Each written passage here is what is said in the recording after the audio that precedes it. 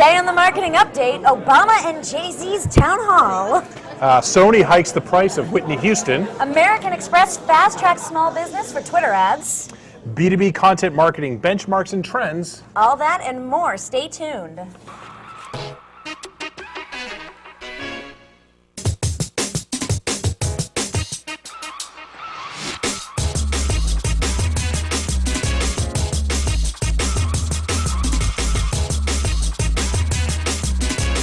Welcome to the Marketing Update. It's February 17th, 2012, and we're coming to you live from Cambridge, Massachusetts.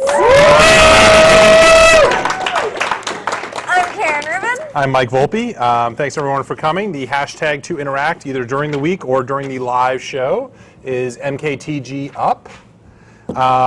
We have all the old episodes in iTunes. What kind of reviews? 5-star reviews are the ones we prefer. Anyone's welcome to come by the show. We actually have a pretty good sized audience here. But they're really far away. They are, but I think what they did was that they used to be like on top of the cameras. That's true. So like if they like shifted their feet a little bit, they would like hit the camera. Dan Dunn unplugged the camera one too many times, so they got pushed back a little bit. They got pushed back a little bit. And later we'll be incorporating in a video, I believe, right? About the question of the day, it's hashtag inbound wisdom. Right, hashtag what's the inbound question? wisdom. Yeah. Question is, what's the one tip you'd give event marketers to help keep their efforts inbound? Yes. It's a good question. It is a good question. If you have thoughts on how that, again, it's what tip would you give event marketers on keeping their efforts inbound? Send us to us on Twitter now, and we'll mention you on the show, maybe. Yep. If it's witty and funny and good. No, I'm kidding. No, you're not kidding. It needs to be witty, funny, or good. Yeah, you're not kidding. If it's not any good, we won't mention it. That's true. Yes. All right, fair point. Because we need to improve the content quality of the show, Karen. Did you see the show last week? I thought the show last week was fabulous. That's what I'm saying. Like, we're concerned about our jobs. We are. We have to pump it up a notch. Especially you. So we actually brought fortification this week. We brought some fortification. I have a cucumber mojito, and Mike is drinking a fabulous Manhattan.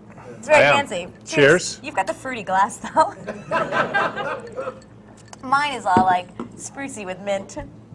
We actually had the guys from In the Mix, Luke, on the show. Well, we were on his show earlier, and he made us the Manhattans and the mojitos, so it was pretty fabulous. The show is called In the Mix, and he teaches you how to make a cocktail, and they also chat about marketing or social media or something like that. I'm telling you, we missed our calling. We definitely missed our calling, We should have incorporated cocktails into our show. We definitely should have. Well, we are today. Exactly. Because last week they had dragons. And so we said, what can we do to top dragons? And we're trying cocktails, but I don't know if it's working or not. I'm not sure either. Because I'm actually really concerned about my job. I'm really concerned that you forgot to put your mic on before the show, and maybe you've had too many of those Manhattans. I haven't had too many of them. All right, headlines. First one, Obama and Jay-Z. So Jay-Z's got Obama on the text, and apparently supposed to be in the town hall, but not really. So there's a company, Vivo. They do online video. Yep. And they announced basically that there was going to be a town hall on Vivo with Obama and Jay-Z. Not like publicly though, I think. I think they started selling it to advertisers. Right. They had a sales deck basically promoting this, that people could buy ads during this thing. Now, it's not really crazy town hall for Obama to do town halls. He's done it on YouTube. He's done it on Google+. He's done it on Facebook. Like, he's done a bunch of different things. But it's always been the American public and Obama. And they've never sold ads for it before. Right. So the fact that they partnered with Jay-Z and that they were selling ads is a little bit weird. Yeah. Wait, you don't think they've... Well, I mean, when they do a thing and it's like on YouTube, or it's on LinkedIn. Well, I mean, do you think LinkedIn paid something or made a campaign donation or something? Do you think they did? I mean, I don't know for a fact. Let me be clear. Secret Service is probably watching me right now. I don't know any of this for a fact, but my suspicion would be that there would need to be some sort of value exchanging. But the bottom line is the reason that you think that is because it's great promotion for YouTube or Google Plus or Facebook to have Obama doing a town hall. Yes. And so Vivo started selling sponsorships. Apparently they did sell some of them. But then the February 9th town hall between Obama and Jay-Z, I don't know, did any of you all see it? No, because it didn't happen. Right. So the question was it ever real? Was it ever real? Like, was there ever a shot at it happening? People talking about them. I don't know. I mean, I don't think anybody knows except Vivo. Right. But here, apparently, We're they said that them. advertisers signed up for it, and maybe maybe they were going to sign up some advertisers first, and then go to Obama and be like, "Hey, we got advertisers." Like, but I don't know if it works that way for him. I don't know, but I think what's basically there's more to the story, but that's basically the key part of the story. What's the marketing takeaway? Just stretching the truth can be effective, but you can't break people's trust. There's a delicate balance there, and I'm not sure that they breached the line of breaking people's trust. I think it's still enough. It depends if you believe that it was true enough, right? Like, could that happen? It's funny that they picked Jay-Z because it's like there's been some reported connections between the two of them, and I have to say, I would love to see an interview between Jay-Z and Obama, where they started talking about all the real stuff. I think it'd be totally interesting. What do you mean by real stuff? But Obama could ask him about Beyonce and their new baby, and then Jay-Z could ask about the election plans, and they don't really care. It's not like the media has to kiss up because it's the president and they want another interview with him. It's Jay-Z and Obama. Yeah. They could ask the real stuff. So what you actually want is you don't want an interview. You want a hidden camera. On the couch. Yeah, you want a hidden camera of them having a beer together or something. Yeah, that's what I want. Interesting. All right. Next up, we've got Sony hikes the price of Whitney Houston. So sad news celebrities die. Sad news. It's very sad. Whitney Houston died. I mean, Whitney Houston was a huge part of my childhood. Being you guys a child of the 90s. The Bodyguard, her, Kevin Costner. Wind Beneath Your Wings? No, I Will Always Love You. What's wrong with you? Did she do Wind Beneath Your Wings too? She's shaking her head no. Yeah, I don't think she did. Who did that? Who sung that? Who sung? Yeah. Bette Midler, okay. Totally different. Bette Midler's your generation. Whitney Houston's mine. Yeah, and I'm so old I can't remember. I know, and you're so old you can't remember. So Whitney died really sad. What'd Sony do to memorialize her? Okay, but here's the thing.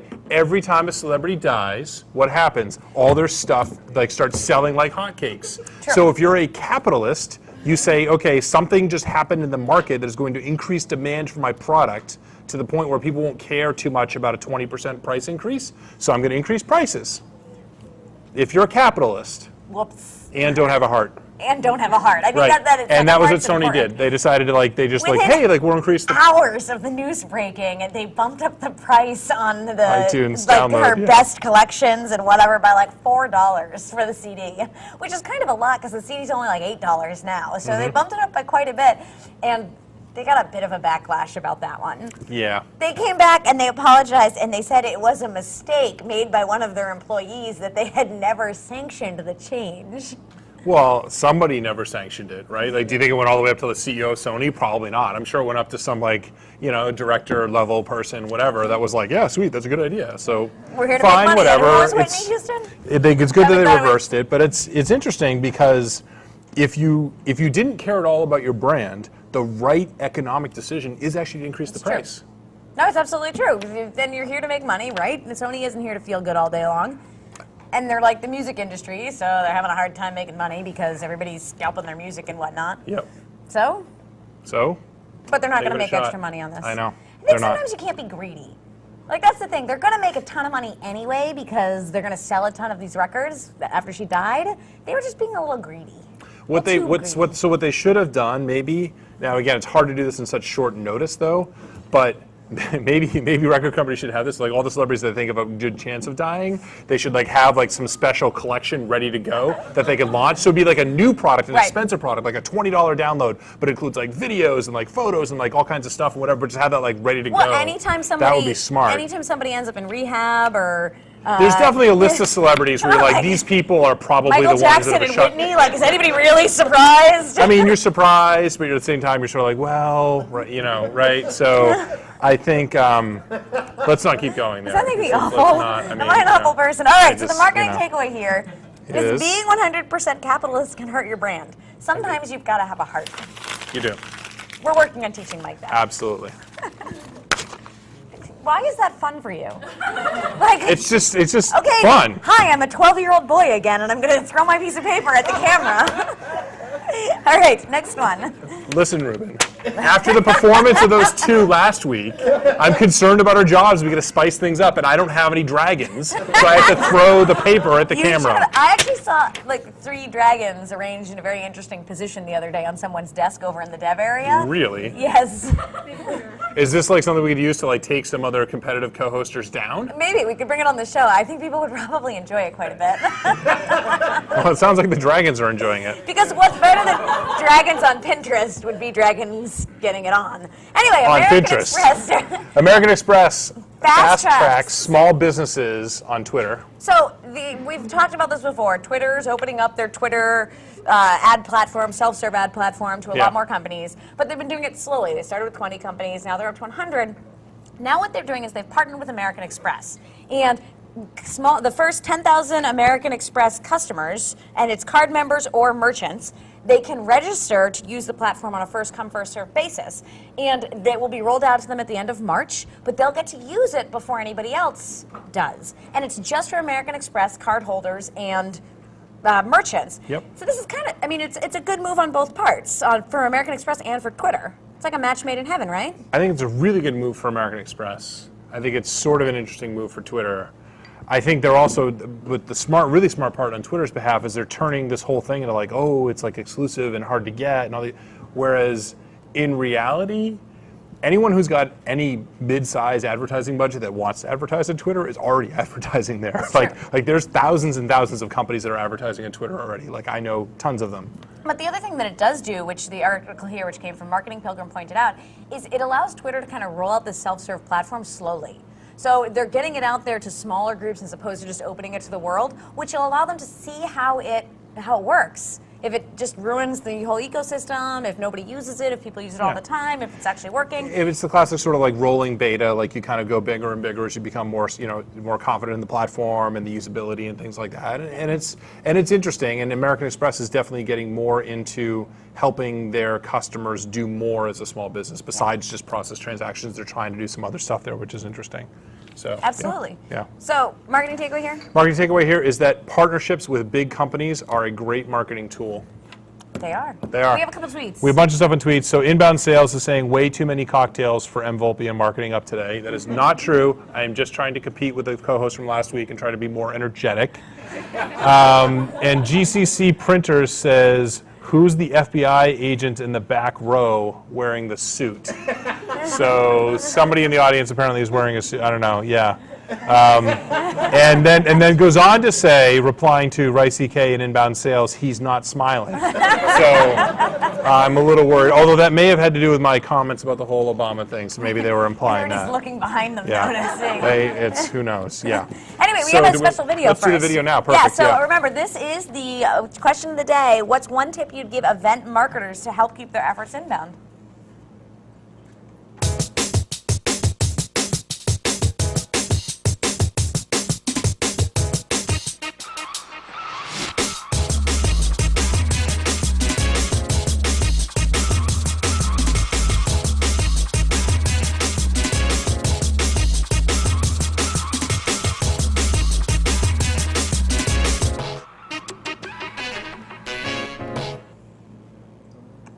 Advice. Yeah, good tips. And remember to follow HubSpot. They're all laughing. Remember to follow HubSpot on Twitter, and we'll post that question earlier in the week. And if you answer and have a good and creative and clever answer, might be incorporated into the video. And the hashtag is inbound wisdom, if you want to just follow that specifically as well. This question was particularly interesting because events and trade shows, a very outbound marketing approach. But I think there are ways you can do it differently. Well, but I think the inbound part of it is there's a whole bunch of people there, and they can be in the target audience you're trying to sort of attract. And so they're all in this one place. Yep. It's just again, it's more about how you approach them. I think you also have to, it comes back to the content. The content has to be really fabulous. It's got to be about great speakers, really engaging talent so that people have a reason for wanting to be there and they're learning something interesting. Yep. It's Totally. good stuff. All right. So, which actually rolls nicely into the next story, which is B2B content marketing benchmarks and trends. Yes. A new report came out from the Content Marketing Institute, written by Ann Handley. I don't want to mess up my mic, but the Content Marketing Institute. I always feel like I should straighten my tie.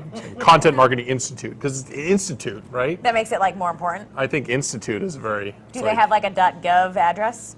No, that would not be an institute. That would be whatever. So it's Ann Handley and Joe. Who's the other person that wrote this? I Oh, forget. Joe Paluzzi and Joe Ann Handley Paluzzi. are Ann good Handley. friends. Love Good them friends. both. They're both fantastic. It had some really interesting stuff in it. So all sorts of stats. So the most popular tactics in content marketing. Oops. Yeah. Lost my pen. I have another Manhattan. That one, it just kind of slipped. Like it was, So what happens when you drink a lot of Manhattan? no, I think my hands are slippery. Article posting, 80% said they were doing that. Social media, not including blogs, 74%. Blogging, 65%. E-newsletters, 63%. Case studies, 58%. In-person events, 56%. So really, really high take-up. Now, again, the people that were answering this survey sort of had a bias toward this type of activity. I wouldn't necessarily look at these numbers as representative of like truly all companies. Right. Because given a lot of the work that we've done and other things we've looked at, I think if you really had a good segment of all companies that are not, answering online surveys or not part of like The the people online that are marketing community? Exactly. They're going to be lower percentages, but that was interesting, and certainly look at the relevant sort of relative percentages among them. I think is interesting too. Yep. They also said that in terms of measuring it, that's a challenge for people, figuring out how to measure their content marketing, and web traffic's the most widely used success metric still. But this year, for the first time, things like sales lead quality came up as was the second highest metric. Mm-hmm. So finally, marketers really realizing that just how many visits you get to your website isn't enough to understand success as a marketer. You got to know if you're getting leads, and are those leads any good? Are they actually getting to the salespeople and being of value? Yeah. Great stuff there. Super important, and again, it's you need to think about measuring all of it, not just like Right. hits to your website. You need to think about measuring things in a much more closed loop Bounce fashion. rate. Time on site, Very page views per exciting visit. things, yeah. No, it's really about leads and sales and revenue, and what are the things you're using to drive that, and having a closed loop marketing system so you can measure all of that. The other thing that was interesting was the B2B marketers dedicated approximately, the people that responded to the survey, 26% of their total budget to content marketing. That's So, interesting. I wonder pretty if that's high percentage of the budget, that's actually. to content creation. Yes. One would assume, which actually leads right into the biggest challenges. Yes. 41% said the biggest challenge was producing the kind of content that engages prospects and customers. Yeah. So getting the right kind of content. Yeah. 20% said producing enough content. Yeah. And 18% said budget to produce content. Yep. So that production of content and making sure it's the right content, it's really hard. It can be hard. It's hard for me. I have to write 2 blog posts a month, and my God, it's the hardest thing I have to do in my job. Don't tell my boss. You've told me, so I get it. Very open. I think it's interesting because these are among the people that are doing the stuff relatively well. We talked about that earlier. The people that there's a little bit of a selection bias here, but even among the people that are doing well, they're still saying like it's relatively hard.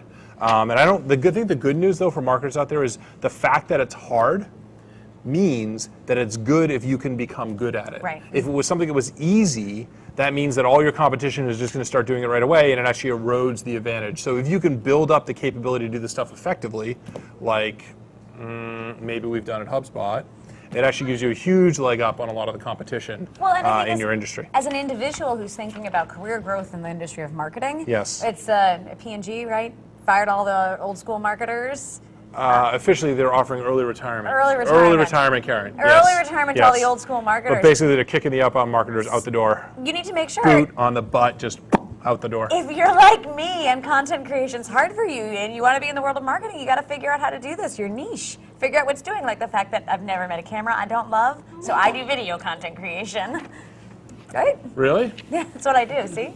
There's a video camera. Anyway, the other one that I actually thought was fascinating was comparisons of small and medium-sized companies. So small and medium companies actually adopt content marketing have much higher adoption rates than large companies. So for example, 79% of the largest companies use articles, where 85% of medium-sized companies do. 78% of medium-sized companies use social media, but only 65% of largest companies do. 68% of companies with 10 to 99 employees maintain a blog, but only 55% of the largest companies do, which is really interesting because the beautiful thing about inbound marketing is it levels that playing field. Like if you can create really great content, you can be found in search engines against some really big players. I did a presentation for about 70 marketers at I won't say which company, but at a global multi-billion-dollar software company. Yep. And one of the slides I used, I didn't want to make fun of them too much. One of the slides that I did use was it listed, Twitter following and like web traffic and number of inbound links and like some SEO, like a lot of like inbound marketing metrics that I got from this free tool. Called Marketing Grader. Called Marketing Grader, and I had a table of like for HubSpot and for this really, really big multi-billion-dollar software company, and they beat us on some, but we beat them on some, and it wasn't that far off on a lot of them. And my whole point was that, look, what they need to be worried about is smaller companies disrupting them, because it's no longer about the $50 million on TV ads, because they actually do take out things like TV ads and they sponsor huge golf tournaments and like all the they have money for that because they're a multi-billion-dollar global software company. But it's not about doing that stuff anymore because we're on all the new stuff that matters more and more over time. It's like we're neck and neck with them. And so I sort of, lit a little bit of a fire under their butt. Sounds painful. Anyway, so the marketing takeaway here is that if content's king, conversion's queen. You can't just create a lot of content. You got to use inbound marketing to bring it all together and get those leads and customers. There you go. Good stuff. Cool. So, which brings us, do we have another? I thought so. You just the content is king. If content's king, conversion's queen.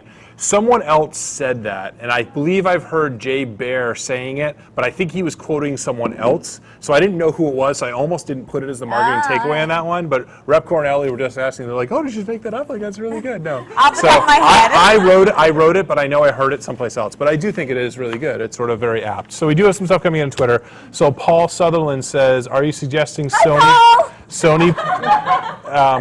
are you suggesting that Sony play a corporate version of Celebrity Death Pool?" So maybe. I mean, I think so. That's basically what we're suggesting. Why not, right? And then Inbound Sales is asking if M. Volpe and Karen Rubin are celebs that should be worried. I am a little bit concerned. HubSpot would really make out by killing us off because HubSpot TV would get so much more viewership. And it'd be funny if all of a sudden they changed it to like a paid thing. I know. Like if all of a sudden it was like, oh, it's no longer free. It's 99 cents an episode if you want to download it because Mike and Karen are dead. Watching my back because when Halligan comes into the room, this might be challenging. Yeah. I think I could take him. Yeah. I'm tough. You are tough. All right, so this brings us to our marketing tip of the week. Yep. And this one is basically, we've had a bunch of interesting stories this week talking about big brands. American Express, we talked about Sony, we talked about Obama and Jay-Z, which are brands of their own. And basically, in your marketing, it's not a bad idea if you try to pair up with the big brands to boost your marketing. Yep. A lot of companies did that. Yep. Cool stuff. Yep. Associate yourself with bigger brands. I always talk to... What is wrong with you? Again, we have no dragons. We have no dragons. I don't know what we're doing. We have no dragons. So we have a paper airplane. That's pretty good. Thanks. I know how to make a paper airplane, Karen. But I think the thing that's interesting about big companies is I always tell Gene Hopkins, who's on our marketing team, does a lot of our co-marketing and partnership marketing. You always want to sort of like date up. So like you don't want to like if you're going to do co-marketing partnership, you don't want to do it with some company that's like way smaller than you. Yeah. You want to go kind of like equivalent to you or hopefully like a little up for you and sort of like. So when you say date up, it's like dating the girl that's better looking than you are. Yes. That's what you did when you got Liz. Well, I had to because there's no girl that's worse looking than I am. So like no matter who I dated, it was dating up, but it was like you try to date up as like much as you possibly can. Yeah. Or social class or like whatever. Got it. Like that. Yeah. So you date up when we do partnerships. I think that's good advice for folks. Yes. Sounds great. Yeah. I mean, don't tell the other person you're dating up. Tell them you're dating. Right? So what are you doing this weekend? Long weekend, 3-day weekend? Long weekend. Yep. Definitely catching up on some work because I've fallen behind in a couple things, which is not good. But we have a big play date on Sunday. Yeah. It's big time. He's not even a year old. How is it like is it like with Beyonce's baby? Blue Ivy's coming over. We're having a thing. I live in the suburbs now, so I got plenty of space. They can land the helicopter right in the street, no problem at all. It fits great. No,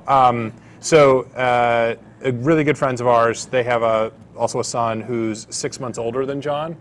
And so like a few months ago, 6 months is like he might as well be like 20 years older. Like it's just like, whatever. And like 5 years from now, 6 months will be like there's zero difference between the two of them. But right now it's like John is like crawling and like pulling himself up on stuff and like starting to like furniture surf and things like that. But this kid's like mostly like walking. So it's like an interesting like. You're trying to get John walking faster, aren't you? Maybe. Put him around pins at walk, and maybe that'll happen. That's what you do in toilet training He's too. fascinating. He is fascinated with other kids and like what they're doing. He loves to like look at other kids. So I feel like he's going to look at this other kid. His kid's name is Jake, and be like, wait a second, he's walking on 2 feet and not touching anything. How's he doing that? And yeah, it's like, yeah. What are you doing this weekend, Karen? Parents are amazing. We're actually staying in town. We don't normally stay in town for 3-day weekends, but we are. We're going to dinner with a bunch of friends. We're going to go hang out with my parents one evening, kind of low-key. We just got back from Jamaica, which was awesome. Really? And so, yeah, we're hanging out at home. Okay. I work hard. Life's good. Why are you smelling me? I just, you know. Oh, no! I don't do that. Although, my God, like, do they offer it to you everywhere? Like, you get off the airplane and the guy doing your luggage is like, you want some weed? You like get in a taxi to get to the place. Like, The whole country smells like weed. You're like at the beach. The whole country and smells there's like a fish concert. kayaks going down on these guys, and like they just loved my husband. Every time we were sitting on the beach, they're like, "Come here, man, come here," and he'd be like, "No, I'm okay," and they'd be like, "No, come here. This is Jamaica, man. We're just being friendly," and like he'd have to go talk to them because he doesn't like to be a mean person. So anyway. And then what would Harry cap it, Karen? They actually, the lowest they would go was like this much weed for like $160, and if you're only there for 3 days, that's like not happening. I think a lot of people might not just try to consume it all while they're there. No, you can't bring it home. They were very clear about that. They were like, do not bring it to the airport, whatever you do. Like, yes, exactly, this is my point. They needed to work on their pricing. I get their pricing's hard, but... Perfect. Excellent. Have a great weekend, folks.